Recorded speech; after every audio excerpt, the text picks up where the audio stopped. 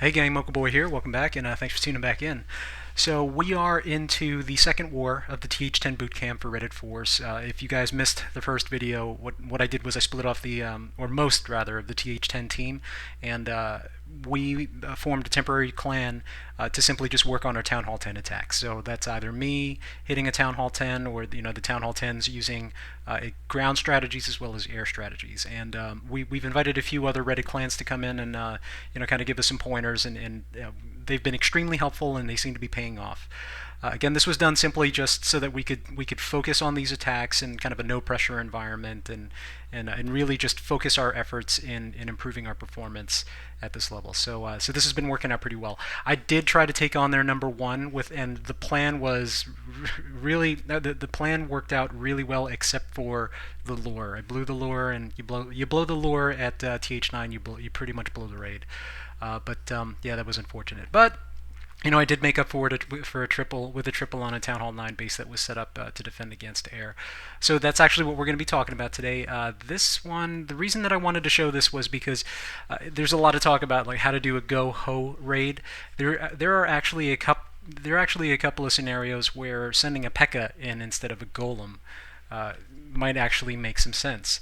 They have a couple thousand less hit points than, say, a max golem, and that can usually mean the difference between winning or losing. But to be perfectly honest, the only goal here was really just to take out the archer queen. So instead of a golem, I took a high-level Pekka, and they can go in there and literally just one or two shot the queen once the queen targets him. So that's why I took that. So I guess if you were looking for a name for this composition, it would be PeHoLoWiWi. I don't know. Pekka, hogs, loons, and wizards and witches. So PeHoLoWiWi.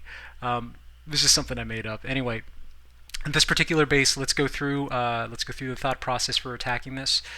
The trigger range for the CC was outside the walls of the base. Again, this is a really bad decision to make with any base.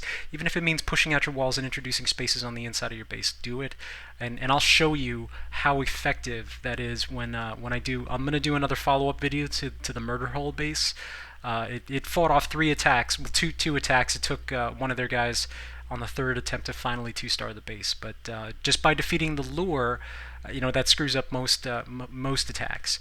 In any case, the trigger range is on the outside, so the idea here was to, let me just get this up here. The idea here was to drop a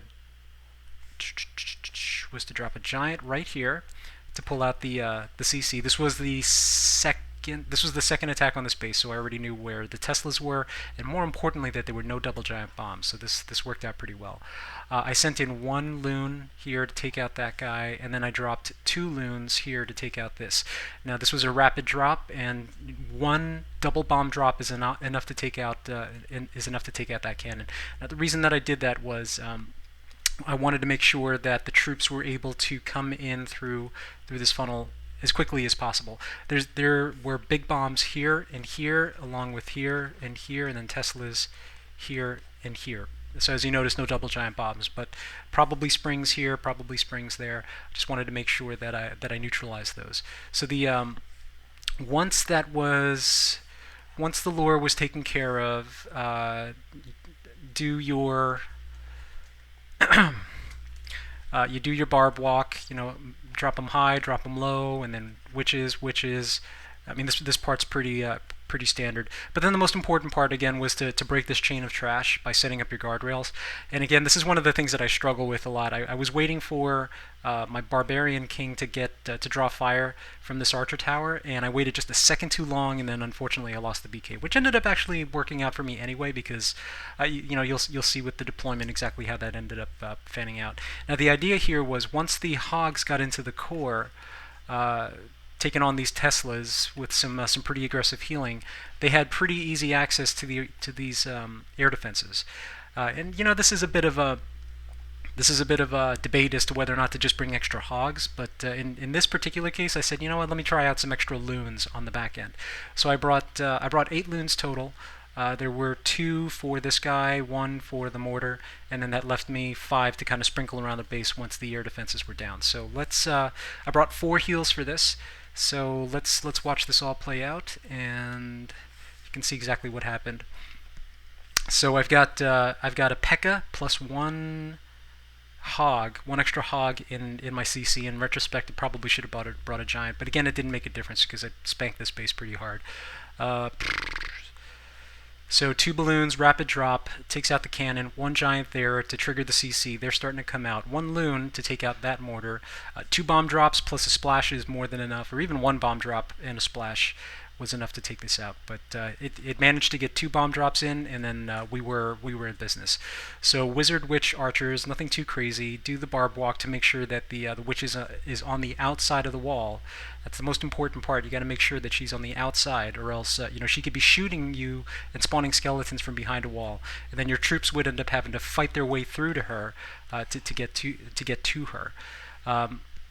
So I lure them out. I get my witches into action. They've already spawned their two groups of skeletons, and then I drop a Pekka right on top of the witch's head, which was just perfect. Now, one of the things I want to point out here was look at. Hang on one second.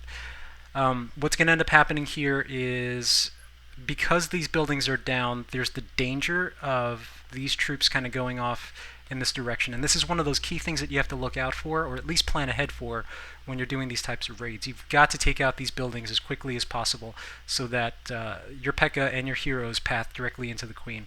Now notice where she is, she can jump right over this wall. Once the Pekka hits her trigger range, she'll jump over that wall to start to engage him. And then once she's over that wall, she's pretty much cooked. So let's watch how that played out. So that extra hog went in. Yeah, in retrospect, I should have just taken a giant or even anything else. But the Pekka's on her way in. The BK's going for a walk, unfortunately. So yeah, there was a spring trap and a giant bomb. Pekka's taken all that damage, but really his job was to simply just take out the Archer Queen. You could have done it with a Golem, but in this particular case, I decided to do it with a Pekka just for kicks and giggles. I've got 22 hogs, and the first one that goes down, you drop one first to test to see what it targets, and then after that, the idea here was with this mortar gone, with these defenses on their way to going down, there was nothing to stop these hogs from going straight into the core to take out the long-range defenses along with the Teslas. And this was the important part of the strategy to make sure that the kill team survived the rest of the raid. So one group of hogs en masse start the aggressive heals right on the outside of the core, but once they get in, trigger off that bomb, they're pre-healed, so they're able to shrug that off pretty well. At this point, I haven't lost any hogs, maybe just a couple.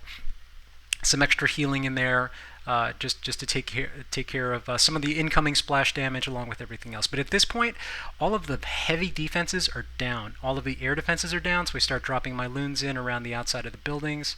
And this one here was key. This was part of the original plan. Hang on a second. This was part of the original plan, was to take this guy out as soon as this air defense went down to neutralize this big bomb threat along with that spring. So with nothing to attract the troops going to the outside, I was able to save them from getting sprung. So at this point, I've got something like 10 or 11 hogs left, only one defense left. Almost all my defensive-led troops are still available. And as soon as that last cannon goes down, the hogs turn around, chase the BK, and then interestingly enough, this is one of those rare times when there weren't skeletons chasing my hogs. This guy set all of his defenses to air, which is, I mean, my personal opinion is it's a waste of that troop. They're just going to be more ground. They wouldn't be able to do anything against the Lavalunian raid anyway. So you want to make sure that you're defending against these types of raids as much as possible. So that's it. PeHoLoWiWi,